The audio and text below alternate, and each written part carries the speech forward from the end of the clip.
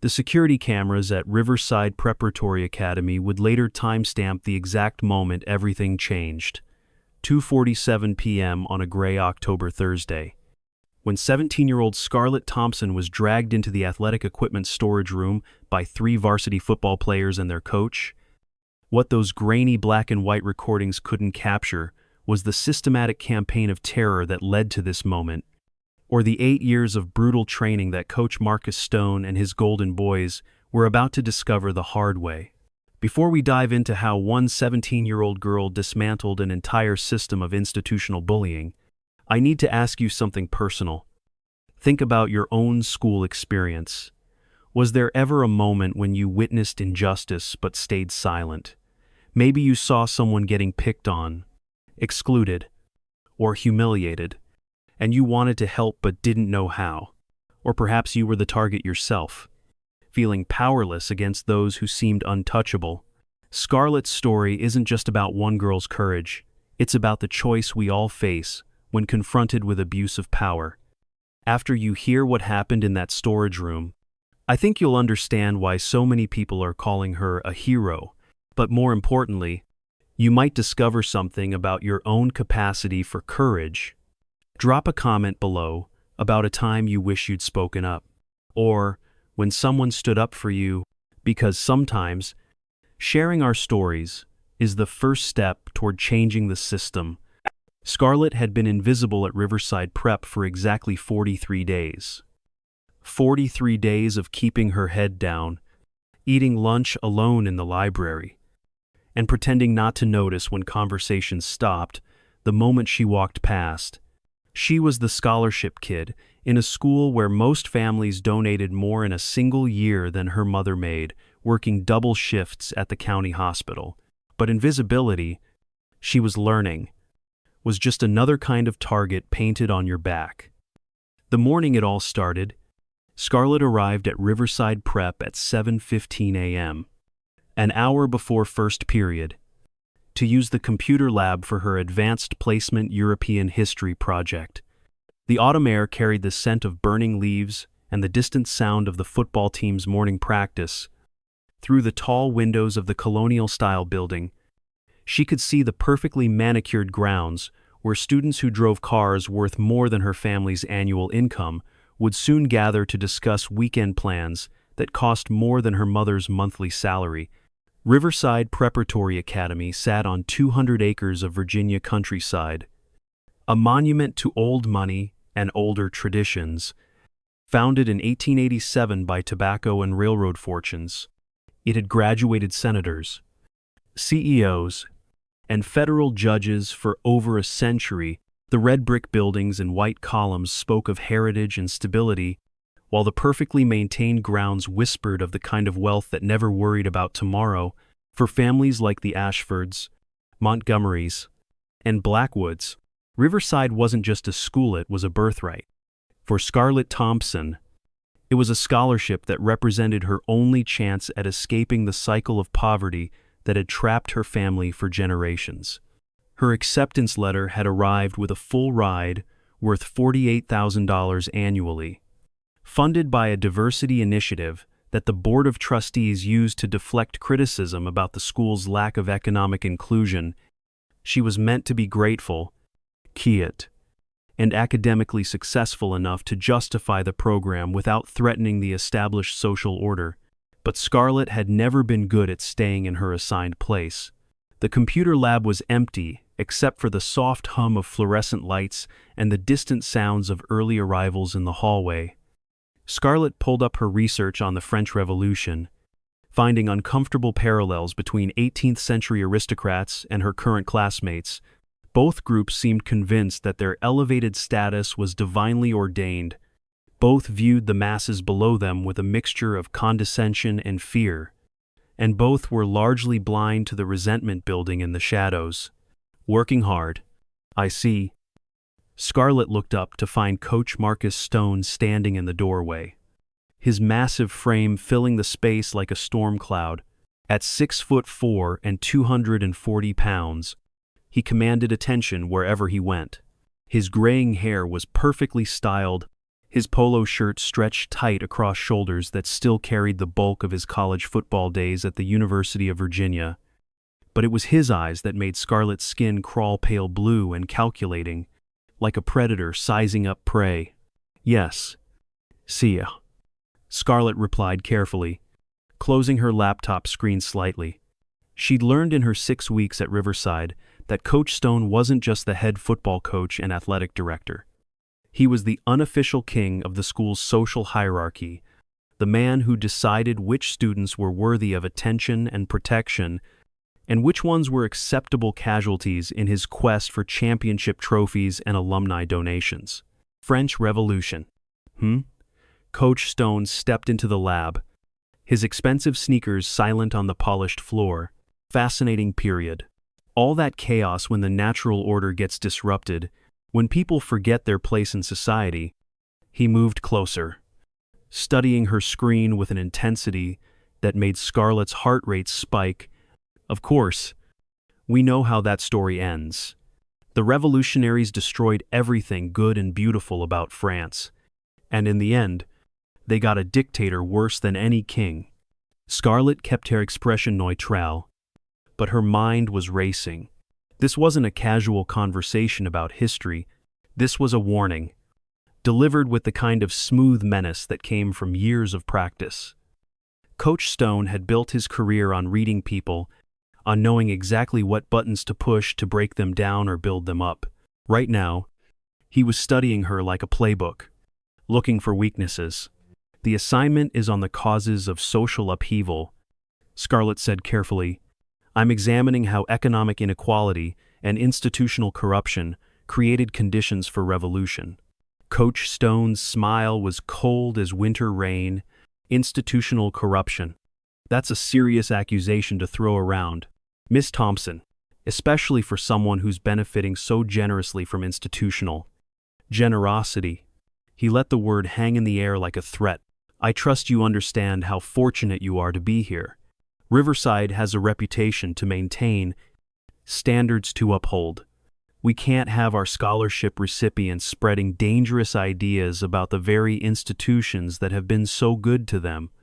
The message was crystal clear. Stay in your lane. To be grateful. And don't make waves. Scarlett had heard variations of it from teachers, administrators, and students since her first day, but there was something different about the way Coach Stone delivered it. To a casual cruelty that suggested he'd had this conversation before with other scholarship students who'd gotten too comfortable, too confident, too visible. "I understand, Sia," Scarlett said, her voice steady. Despite the adrenaline flooding her system, "I'm just trying to do well in my classes." "Of course you are." Coach Stone's tone suggested he didn't believe her for a second. "Just remember, Miss Thompson, success at Riverside isn't just about grades. It's about understanding your place in the community. Some people are natural leaders, bred for greatness. Others," he let the sentence hang unfinished, his meaning clear. "Others serve important but different roles." He turned to leave, then paused at the doorway. "Oh, and Miss Thompson, my boys have practice every morning at 7. They work hard to maintain the excellence that makes this school special. I'd hate for them to be distracted by anything that might interfere with their focus." The threat was subtle but unmistakable. Stay away from his precious athletes, or face the consequences. After he left, Scarlett sat in the empty computer lab, her hands shaking slightly as she tried to process what had just happened. In her previous public high school in Richmond, bullying had been crude and obvious name-calling, shoving, the kind of harassment that left visible bruises and clear victims. But this was different. This was psychological warfare conducted with surgical precision, threats wrapped in expensive vocabulary and delivered with the kind of institutional authority that made resistance seem futile. But Scarlett Thompson had never been good at giving up. Her father had been a Marine before the roadside bomb in Afghanistan took his life when she was 9. Before deploying, he'd started teaching her Krav Maga, the Israeli military combat system that emphasized practical self-defense over flashy techniques. After his death, her uncle Tony, also a former Marine, had continued her training. For 8 years, she'd spent every Saturday morning in a sweaty gym learning how to turn her small size into an advantage, how to use an attacker's strength against them, how to survive when the odds were stacked against her. Krav Maga isn't about fighting fair. Uncle Tony always said, it's about going home alive. When someone bigger and stronger tries to hurt you, you do whatever it takes to stop them. Eye strikes, groin kicks, throat punches. There are no rules in a real fight, except win or lose. But Riverside Prep wasn't a battlefield in Afghanistan. It was a school where reputation mattered more than truth, where the wrong move could destroy not just her education, but her family's financial future. Her mother worked 60-hour weeks to cover their basic expenses, relying on Scarlett's scholarship to provide the opportunities that might lift them out of poverty. One complaint from Coach Stone, one accusation of violent behavior or poor attitude, and Scarlett would be on the next bus back to Richmond with nothing but shattered dreams and a mother who'd sacrificed everything for nothing. The rest of that Thursday passed without incident, but Scarlett could feel the shift in the atmosphere around her. During lunch, she noticed Coach Stone's 3-star players quarterback Brad Ashford, linebacker Tyler Montgomery, and tight end Connor Blackwood watching her from their usual table in the center of the cafeteria. They were Riverside royalty, sons of families whose names graced buildings and scholarship funds across Virginia. Their fathers had played for Coach Stone back in the day. Their mothers served on the board of trustees, and their futures were guaranteed, regardless of their grades or behavior. Brad Ashford was the golden boy, tall and lean with perfectly styled blonde hair and the kind of confident smile that came from never hearing the word no.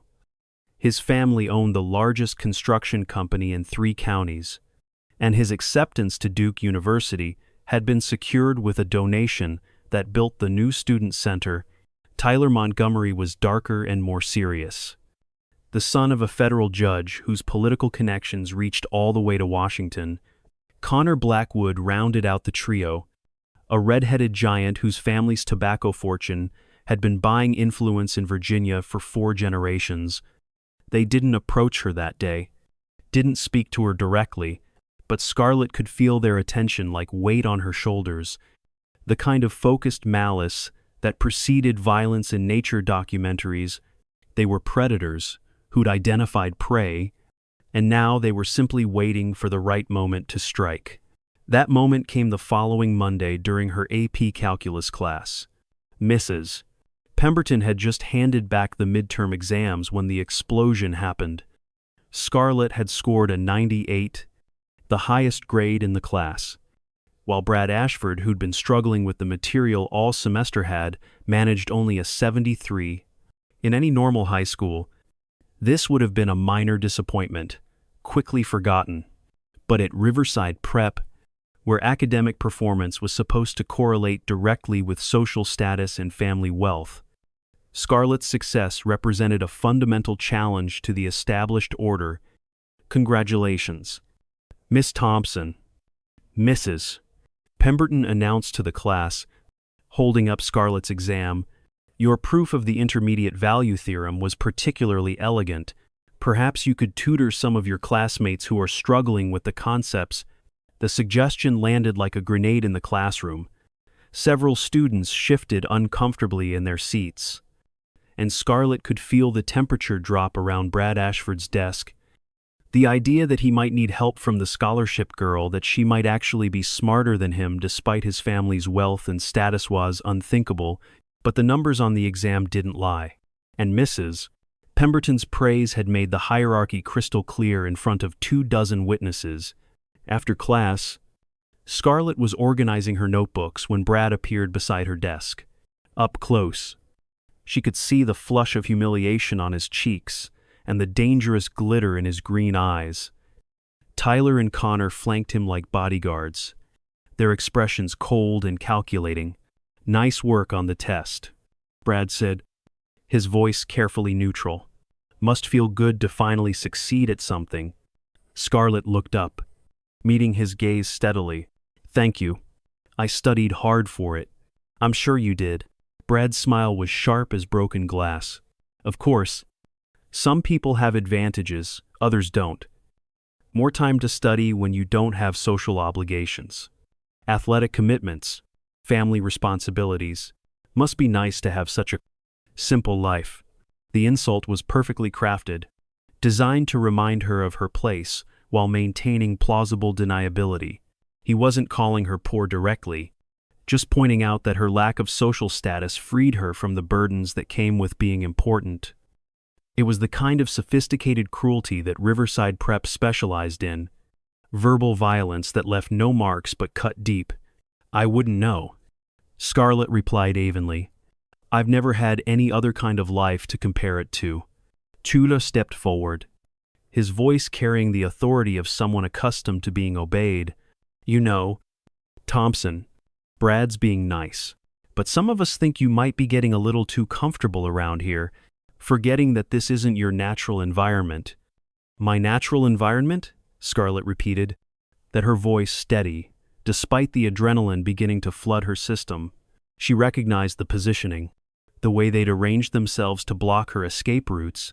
This wasn't random harassment, it was a coordinated intimidation campaign. He means you're not from here, Connor added helpfully.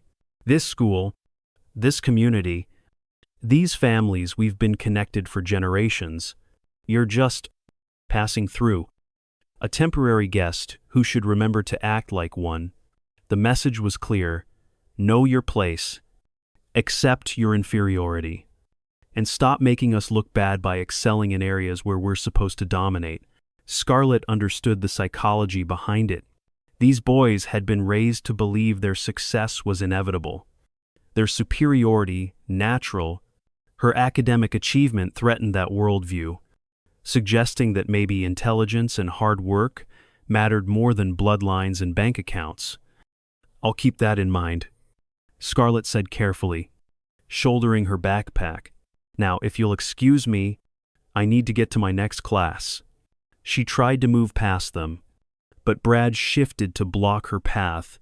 Actually, I think we should continue this conversation. Clear the air, so to speak. Make sure we all understand each other. Scarlett's training kicked in automatically. She noted the exits, cataloged potential weapons, textbooks, shares, the heavy stapler on Mrs. Pemberton's desk, and calculated the distance to each opponent. Brad was the closest threat, but also the least physically imposing. Tyler was the most dangerous, shorter than the others, but built like a linebacker. With the kind of dense muscle that came from years of serious weight training, Connor was huge but soft, the type who relied on size rather than skill. But this wasn't a dark alley or a deserted parking lot. This was a classroom in an elite prep school, with teachers and administrators just down the hall. Violence here would mean immediate expulsion, criminal charges, and the destruction of everything her family had sacrificed for. She had to de-escalate without appearing weak, find a way to retreat without giving ground. I think we understand each other perfectly, Scarlett said, her voice calm and professional. You're concerned about maintaining standards, and I respect that. I'm here to learn and contribute positively to the school community. I don't see any conflict between those goals. It was a perfect diplomatic response, acknowledging their concerns while refusing to submit to their intimidation. For a moment, it seemed like it might work. But then Mrs. Pemberton called from the hallway, asking Brad to stay after class to discuss his test score, and the fragile balance shattered. This conversation isn't over, Brad hissed, his mask of civility slipping completely. Not even close. They left her standing alone in the empty classroom, but Scarlett knew she'd crossed a line she couldn't uncross. In their minds, she'd just rejected an offer of mercy, chosen defiance over submission. From now on, the gloves would be off. The escalation started the next morning, Scarlett arrived at her locker to find it had been accidentally damaged during overnight maintenance. The lock was broken, her books scattered across the floor, and her carefully organized notes for that day's classes were missing. The custodial staff apologized profusely, claiming they'd been installing new ventilation equipment and somehow her locker had been affected. The damage was too convenient to be accidental, but proving intentional sabotage was impossible. By second period, rumors had started circulating. Someone had seen Scarlett cheating on the calculus exam, using notes written on her palm. Another student swore they'd caught her stealing supplies from the chemistry lab. A third claimed she'd been making inappropriate comments about several male students. None of the rumors were true, but they spread with the viral efficiency of high school gossip, painting her as dishonest, criminal, and sexually aggressive. At lunch, Scarlett found herself completely isolated. Students who'd been neutral or even friendly before now avoided her table, unwilling to risk association with someone marked for destruction by the school's elite. She ate alone while conversations stopped and started around her. Feeling the weight of hundreds of curious and hostile eyes, the afternoon brought new challenges. Her calculus homework, which she was certain she'd completed correctly, came back marked with a failing grade and a note suggesting she seek tutoring. Her English essay on social inequality in Victorian literature was returned with harsh criticism about her inappropriate focus on class conflict. Even her normally supportive French teacher seemed distant and professional, offering none of the encouragement that had helped Scarlett excel in previous weeks. By Thursday, the campaign had expanded beyond academics. Someone had created a fake social media profile in her name, posting inflammatory comments about the school and its students. Her mother received a concerned phone call from the administration about Scarlett's behavioral changes and declining performance. Her scholarship advisor scheduled an emergency meeting to discuss her adjustment difficulties and whether additional support might be needed. The psychological pressure was relentless and expertly applied. Every aspect of her life at Riverside was being systematically undermined, her reputation destroyed with surgical precision. It was the kind of comprehensive character assassination that required institutional support, the cooperation of teachers and administrators who turned blind eyes to obvious harassment while documenting every minor infraction by the victim. Coach Stone's fingerprints were all over it, but proving his involvement was impossible. He never spoke to her directly, never issued direct threats or obvious commands. But his influence permeated every aspect of school life, from the athletic department to the alumni board to the teaching staff who owed their jobs to his political connections. He didn't need to order the harassment. This disapproval was sufficient to set the machinery of destruction in motion. Friday morning brought the final escalation. Scarlett was walking to her first period advanced chemistry class when she noticed the unusual quiet in the hallway. Normally, the corridors buzzed with conversation and laughter, but today there was an expectant hush that made her skin prickle with unease. Students lined the walls like spectators at an execution, their faces a mixture of excitement and fear. She was halfway to the chemistry lab when they appeared. Brad, Tyler, and Connor emerged from a side corridor with the coordinated precision of a military unit. They wore their leather jackets and confident smiles, looking like the picture-perfect examples of American teenage success that graced the school's promotional materials. But Scarlett could see the predatory hunger in their eyes, the anticipation of violence barely contained beneath their polished exteriors. "Thompson," Brad called out, his voice carrying clearly in the abnormal silence. "We need to talk."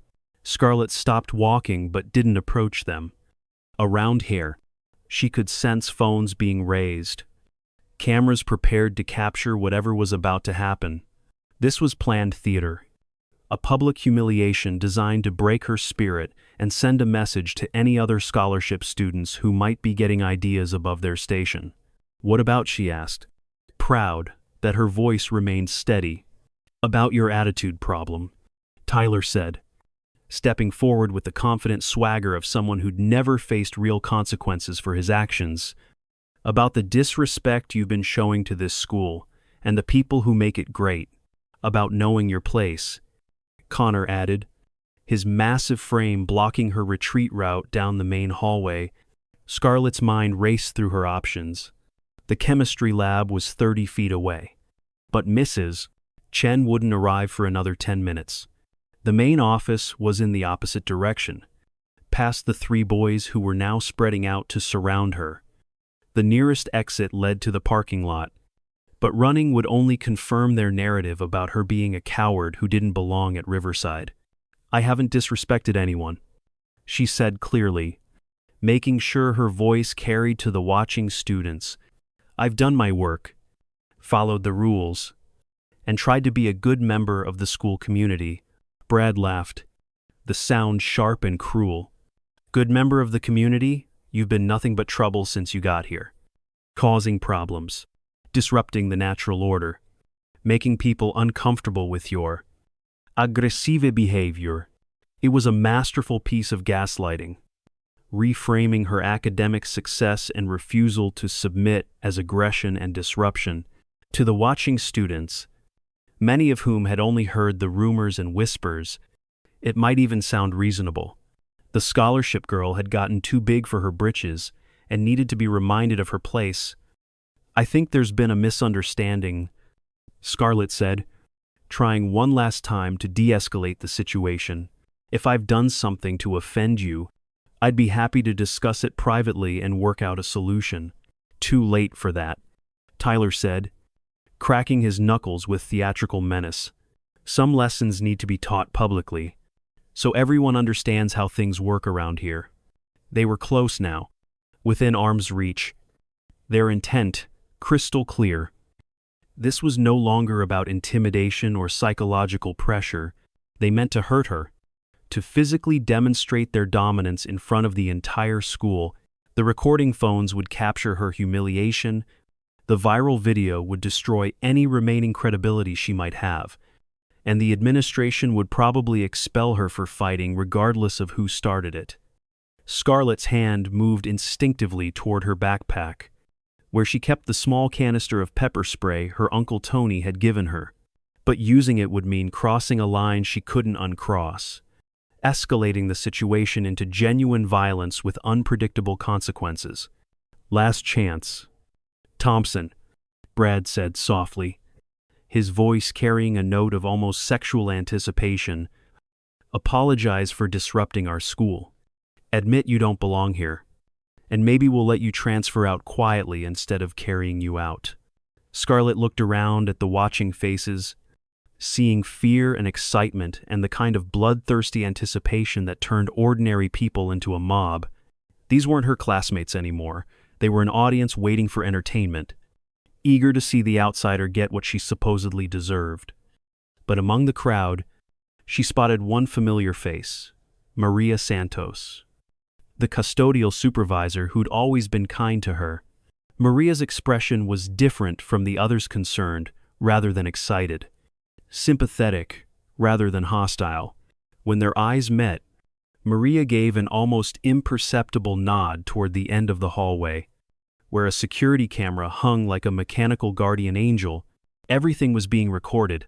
The realization changed everything.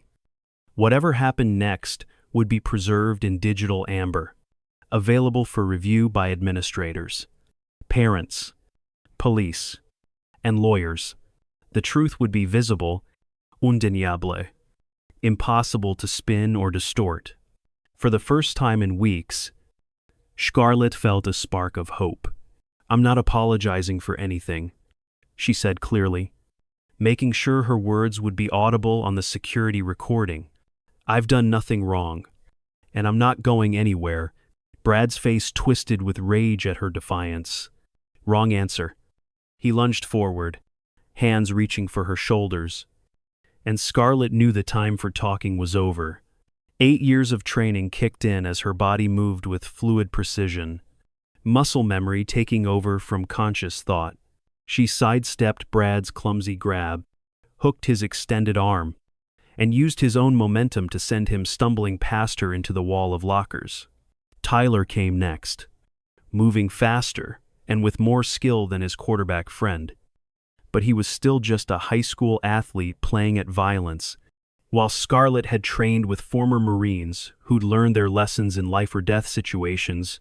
She ducked under his wild swing, drove her elbow into his solar plexus with surgical precision, and watched him double over, gasping for air. Connor, seeing his friends down, charged with the mindless fury of a wounded bull. His size and strength would have been overwhelming in a wrestling match or boxing ring, but Krav Maga wasn't about fighting fair. Scarlett waited until the last second, then dropped and swept his legs, sending all 230 pounds of him crashing to the polished floor. The entire confrontation lasted less than 30 seconds. When it was over, 3 of Riverside Prep's star athletes lay groaning on the hallway floor, while Scarlett stood over them, barely breathing hard. The watching students stared in stunned silence, their phones still recording, struggling to process what they'd just witnessed. But Scarlett's triumph was short-lived. From the far end of the hallway came the sound of heavy footsteps and a voice that made her blood run cold. "What the hell is going on here?" Coach Marcus Stone strode toward them like an avenging angel, his face a mask of righteous fury. Behind him came 2 assistant coaches and what looked like half the administrative staff, drawn by the commotion and ready to restore order to their carefully controlled environment. Scarlett knew she had perhaps 30 seconds before Coach Stone took control of the narrative. Before the security footage mysteriously disappeared and the witness statements were revised to reflect the official version of events. 30 seconds to change the course of her life and expose the rot at the heart of Riverside Preparatory Academy. She pulled out her phone, activated the recording app she'd installed weeks earlier, and prepared for the most important performance of her life. "Coach Stone," she said clearly, making sure her voice would carry over the crowd noise, "I'm glad you're here. Your players just attempted to assault me in front of dozens of witnesses. I defended myself, and now I need to file a formal complaint with the administration about the systematic harassment I've been experiencing since—" "Shut your mouth," Coach Stone snarled, dropping his mask of professional authority completely. "You little bitch. Do you have any idea what you've just done? Do you know who these boys are? Who their families are?" His voice carried clearly down the hallway, audible to every student with a recording device.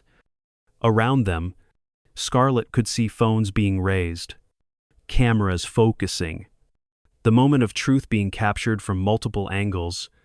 "I know exactly who they are," Scarlett replied, her voice steady, despite the adrenaline flooding her system, "and I know exactly what they did. The question is, what are you going to do about it?" Coach Stone's face went purple with rage. Head took a step toward her, his massive hands clenched into fists, and for a moment Scarlett thought he might actually strike her in front of the entire school, but then his survival instincts kicked in, and he seemed to remember where he was and how many people were watching. "You're finished," he hissed instead. "Expelled, blacklisted. I'll make sure you never set foot in a decent school again. Your mother will lose her job. Your family will be destroyed. And you'll spend the rest of your miserable life regretting the day you decided to mess with me." It was exactly what Scarlett had been hoping for, a complete confession of his intentions, delivered with perfect clarity to an audience of witnesses and recording devices. But Coach Stone wasn't finished. "Shet her," he ordered, turning to his assistant coaches. "Take her to my office, where we can discuss this privately. Use whatever force is necessary to ensure compliance." And with those words, Marcus Stone sealed his own fate, because ordering the physical detention of a student, especially one who just defended herself against assault, crossed legal lines that even his political connections couldn't erase. As the assistant coaches moved toward her, Scarlett prepared for the fight of her life, but she was no longer afraid. The truth was out there now, recorded and witnessed. impossible to suppress or distort. Whatever happened next, she'd already won the war that mattered most. The storage room was waiting. The storage room door slammed shut with a metallic finality that echoed through the concrete walls like a death knell. Coach Stone had personally escorted Scarlett to this windowless chamber deep in the basement of Riverside Prep's athletic complex. Flanked by his two largest assistant coaches, former college linemen who still carried themselves like the enforcers they'd once been, the room smelled of industrial disinfectant and old leather, lined with metal shelving units holding decades of accumulated sports equipment, deflated footballs, rusted weight plates, and wooden baseball bats that looked like they belonged in a museum. "No cameras down here," Coach Stone said with satisfaction, his voice taking on a different quality in the enclosed space, darker, more predatory. "No witnesses, no recording devices. Just us and a conversation about respect that's long overdue." Scarlett stood with her back to the far wall, her phone still clutched in her hand, though she knew the concrete and steel structure would block any signal. Around here, the assistant coaches, Coach Martinez and Coach Weber, positioned themselves to block the only exit. Both men looked uncomfortable with the situation, but their loyalty to Stone overrode whatever moral qualms they might have harbored. "This is kidnapping," Scarlett said clearly, hoping her voice carried enough authority to make them reconsider. "False imprisonment of a minor. You're all looking at felony charges." Coach Stone laughed, the sound bouncing off the walls like broken glass. "Kidnapping? We're having a disciplinary meeting about your violent attack on 3 honor students. Unfortunately, you became agitated and tried to hurt yourself during our discussion." The morning it all started, Scarlett arrived at Riverside Prep at 7:15 a.m., an hour before first period, to use the computer lab for her advanced placement European history project. The autumn air carried the scent of burning leaves and the distant sound of the football team's morning practice. "Of course, we could avoid all that unpleasantness," Coach Stone continued, stepping closer, "if you were willing to sign a simple statement admitting your problems, apologizing for disrupting our school community, and requesting a transfer to a more appropriate environment. Clean slate for everyone." He pulled a folded paper from his jacket pocket, clearly prepared in advance. "I've taken the liberty of drafting something suitable. Just needs your signature, and this whole unfortunate situation disappears." Scarlett glanced at the document without reaching for it. Even from a distance, she could see it was a comprehensive confession that would paint her as mentally unstable, violent, and unsuitable for continued enrollment at Riverside. Signing it would destroy her academic future while simultaneously protecting the school from any liability for the systematic harassment she'd endured. "And if I refuse?" she asked, though she already knew the answer. Coach Stone's smile was cold as January rain. "Then we'll have to explore other options for ensuring your compliance." Martinez. Weber, make sure Miss Thompson understands the seriousness of her situation. The 2 assistant coaches moved forward reluctantly, their bulk intimidating in the confined space. Coach Martinez, the smaller of the 2 at merely 6'2" and 200 pounds, spoke first. "Kid, just sign the paper. Nobody wants this to get ugly, but it will get ugly," Coach Weber added, his voice carrying the weight of grim certainty. "Coach Stone always gets what he wants. Always. The smart play is to give it to him easy." Scarlett studied their faces, seeing the resignation there. These weren't evil men, they were cogs in a corrupt machine, following orders from a superior who held their careers in his hands, but their moral weakness made them dangerous in a different way. They'd participate in her destruction not out of malice but out of cowardice, and that made them unpredictable. "How many other girls?" she asked suddenly. "How many other scholarship students have you brought down here for disciplinary meetings?" The question hit its mark. Coach Martinez flinched visibly, and Coach Weber's jaw tightened. We had no choice but to restrain you for your own safety. The narrative was already constructed. Scarlett realized they'd done this before, isolated a problem student, broken them down psychologically and perhaps physically, then emerged with a story about self-harm or mental instability that justified whatever injuries they'd inflicted. The basement location wasn't random. It was chosen specifically for its isolation and soundproofing. Saracen, Scarlett said, remembering a name from her research into Riverside's history. Class of 2019, academic scholarship, perfect GPA, early admission to MIT, transferred suddenly in March of her senior year after a mental health episode. What really happened to her? Coach Stone's face darkened. Ancient history. Martinez. Restrain her. We're done talking. But Martinez hesitated, his conscience finally asserting itself. Coach, maybe we should. Do it, Stone roared. Or find yourself a new job. The explosion of rage was exactly what Scarlett had been waiting for. In that moment of distraction, as Martinez wrestled with his conscience and Weber looked to his colleague for guidance, she moved. 8 years of Krav Maga training had taught her that real fights weren't like the movies. There were no dramatic speeches, no sporting chances, no rules except survival. When facing multiple opponents in a confined space, the key was speed, aggression, and targeting the most dangerous threat first. Coach Stone was the primary target, the leader, whose removal would demoralize the others. But he was also the farthest away and the most alert. Martinez was closer, already moving toward her. But his reluctance made him vulnerable. Weber was the wild card, physically imposing but emotionally conflicted. Scarlett exploded into motion, closing the distance to Martinez in 2 quick steps.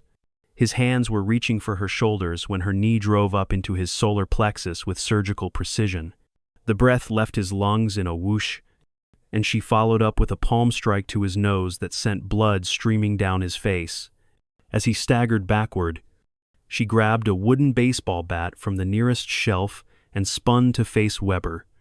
The big man raised his hands defensively, his eyes wide with shock. Whoa. Kid, calm down. Nobody wants. Scarlett didn't let him finish.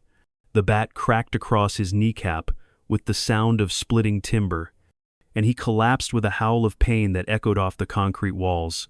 She'd targeted the joint specifically painful and disabling, but not permanently damaging. These men were victims of the system too, in their way. Coach Stone, however, was a different story. You little psychopath, he snarled, reaching into a storage cabinet and pulling out a metal crowbar. I'll teach you to respect your betters. He swung the improvised weapon in a wide arc that would have caved in her skull if it had connected. But Scarlett had trained against armed opponents, learning to read the telegraph of violence in an attacker's body language. She ducked under the swing, stepped inside his reach, and drove the handle of the baseball bat into his kidney with every ounce of strength she possessed. Coach Stone dropped the crowbar and fell to his knees, his face gray with pain and shock.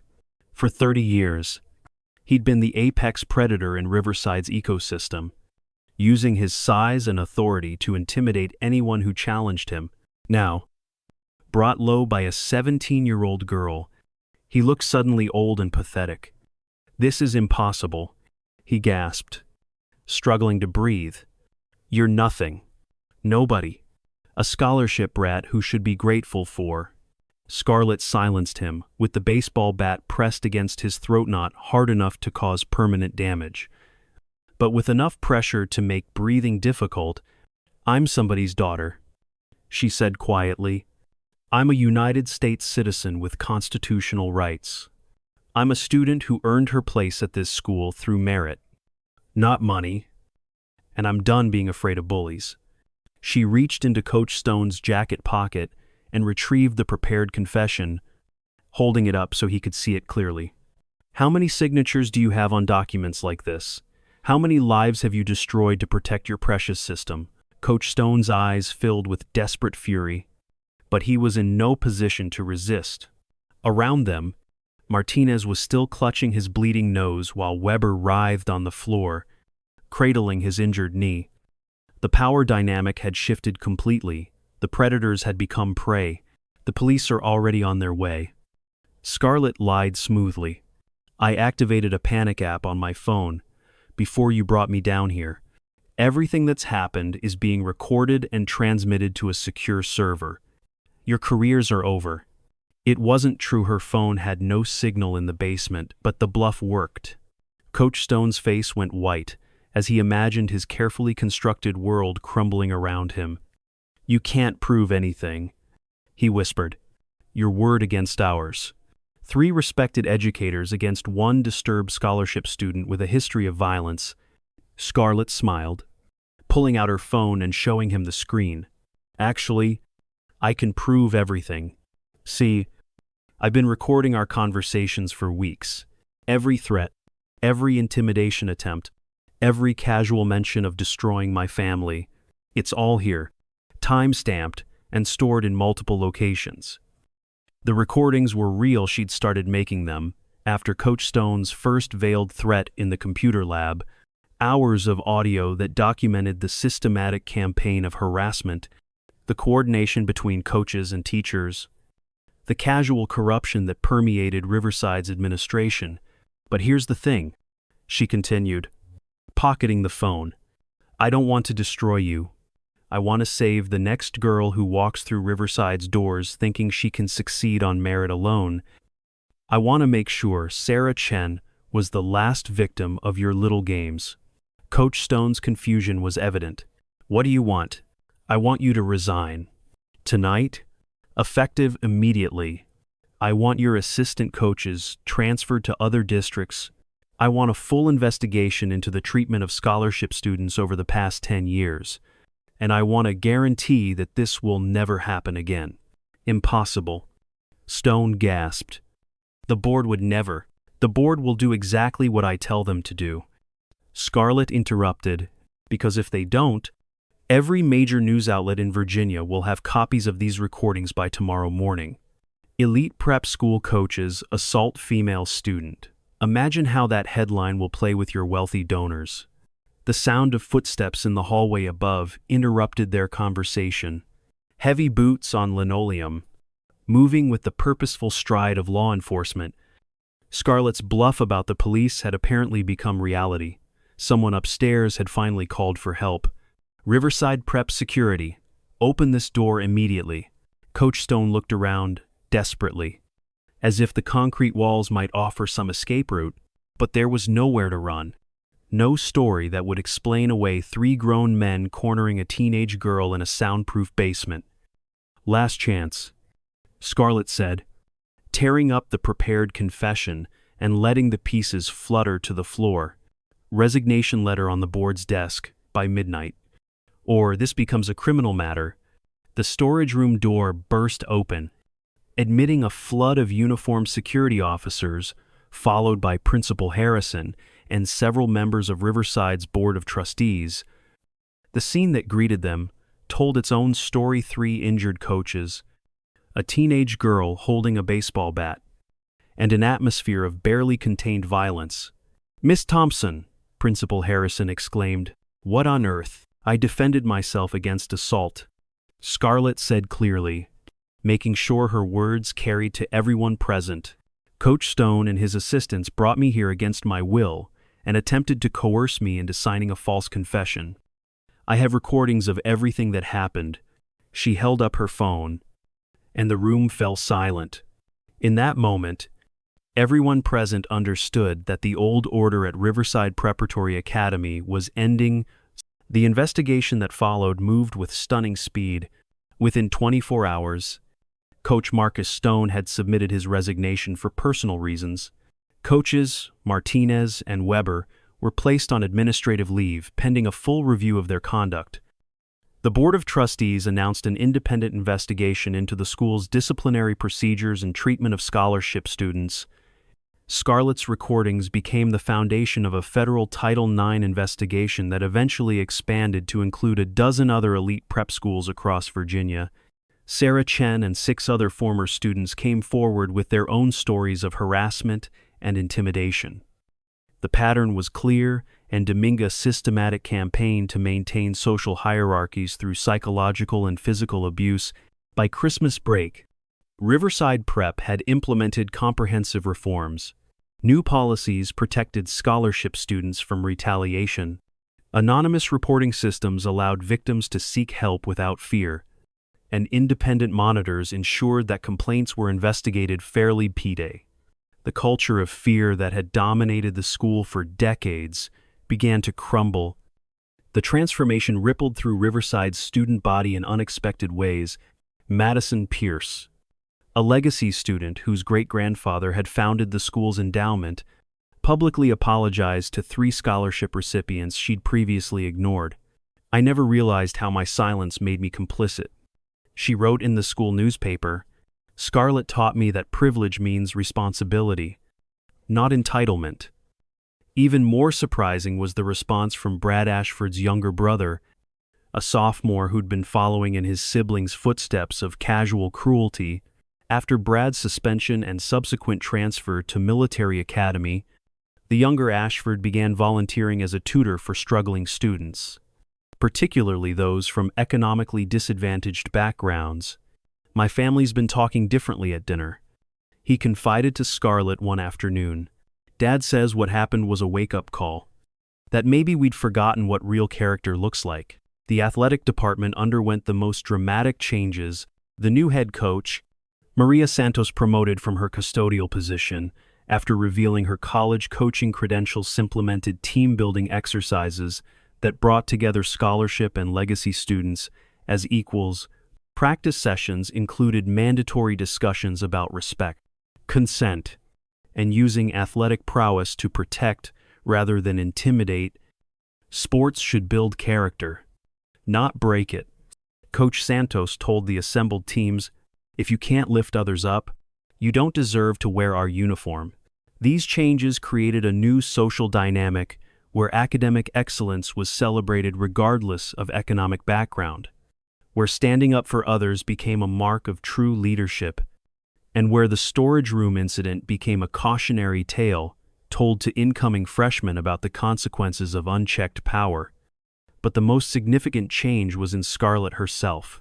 No longer the invisible scholarship girl afraid of making waves. She had become a leader among her classmates, someone who stood up for the vulnerable and refused to let injustice pass unchallenged.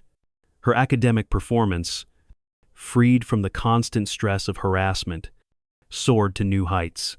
College recruiters took notice, offering opportunities that would have been unimaginable just months earlier. On graduation day, as Scarlett walked across the stage to receive her diploma, the applause was thunderous. She had not just survived Riverside Prep, she had transformed it. In her valedictory speech, she spoke about courage, justice, and the responsibility that came with privilege. "We are not defined by the circumstances we inherit," she told the assembled crowd, "but by what we choose to do with the power we possess. Every one of us has the ability to stand up for what's right, to protect those who cannot protect themselves, and to ensure that our institutions serve justice rather than perpetuating injustice."